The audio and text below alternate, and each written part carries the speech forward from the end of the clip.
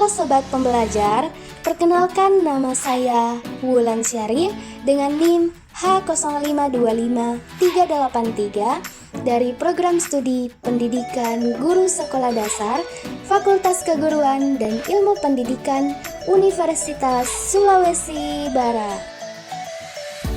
Video ini saya buat khusus untuk memenuhi tugas mata kuliah konsep dasar IPS SD yang diampu oleh Ibu Tuti Alawiyah SPD MPD. Materi kita kali ini adalah sejarah perkembangan IPS.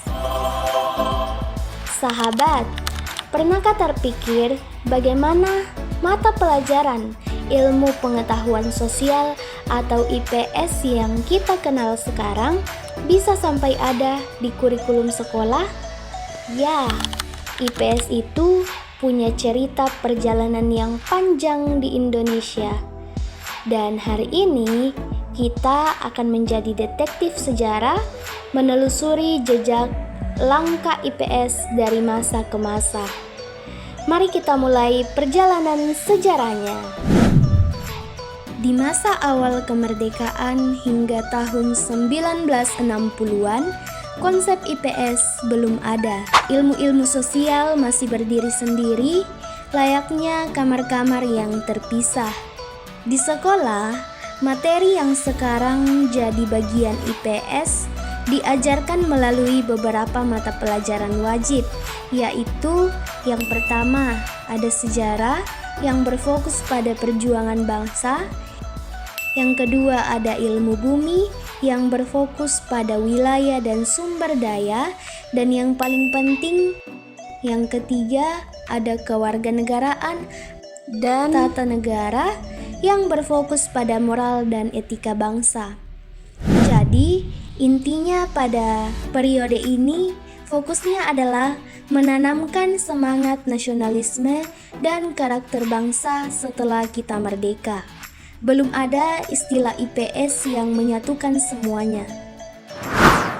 Melompat ke tahun 1970-an, ini adalah titik balik bersejarah. Pemerintah saat itu merasa mata pelajaran yang terpisah-pisah tadi kurang efisien.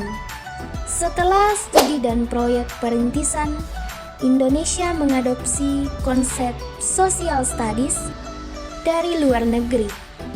Lalu muncullah kurikulum baru.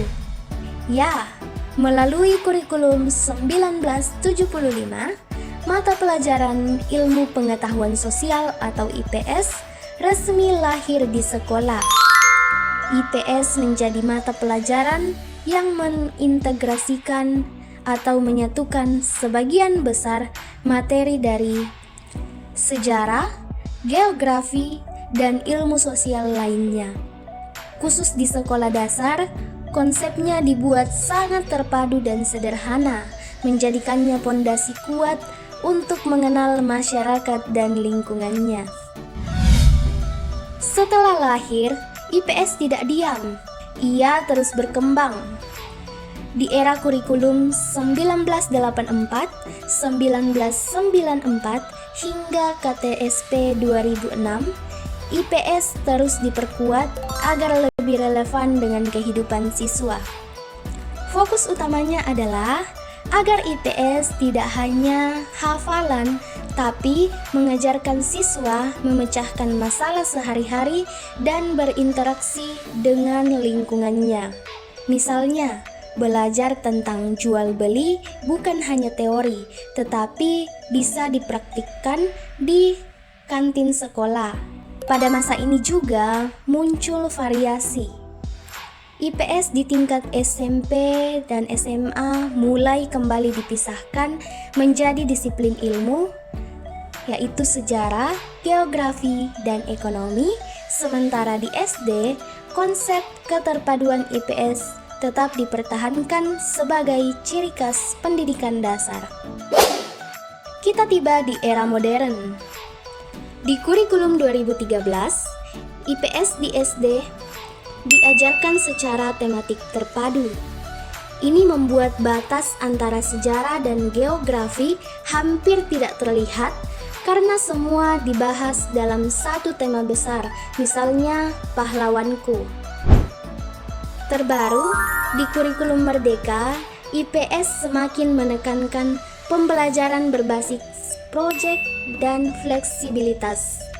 Di SD, IPS bahkan digabung lagi dengan IPA menjadi satu mata pelajaran, yaitu IPAS atau Ilmu Pengetahuan Alam dan Sosial. Nah, kira-kira apa tujuannya teman-teman? Tujuannya agar guru lebih mudah menunjukkan bahwa ilmu itu saling berkaitan. Misalnya, belajar geografi IPS dan ekosistem di IPA bisa dibahas dalam satu unit pembelajaran yang utuh, seperti tentang banjir di desa kita. Wah, hebat! Kita sudah menempuh perjalanan sejarah IPS. Yeay! Kesimpulannya adalah IPS berawal dari ilmu yang terpisah, kemudian menjadi ilmu yang terpadu di kurikulum 1975 dan hingga kini terus berkembang semakin kontekstual dengan masalah nyata siswa. Mengetahui sejarah ini sangat penting karena itu membantu kita sebagai pengajar untuk memahami. Tujuan inti IPS adalah membentuk warga negara yang cerdas dan peduli, bukan hanya sekadar menghafal. Demikianlah pemaparan mengenai sejarah perkembangan ilmu pengetahuan sosial atau IPS di Indonesia, mulai dari masa praintegrasi hingga konsep terpadu di kurikulum Merdeka saat ini. Semoga pemahaman akan latar belakang ini memperkuat landasan kita dalam mengajarkan konsep dasar IPS di sekolah dasar. Saya Wulan Syari mengucapkan terima kasih atas perhatiannya. Semoga video ini bermanfaat dan menjadi bekal untuk kita bersama dalam mempersiapkan diri mendidik masa depan yang cerdas.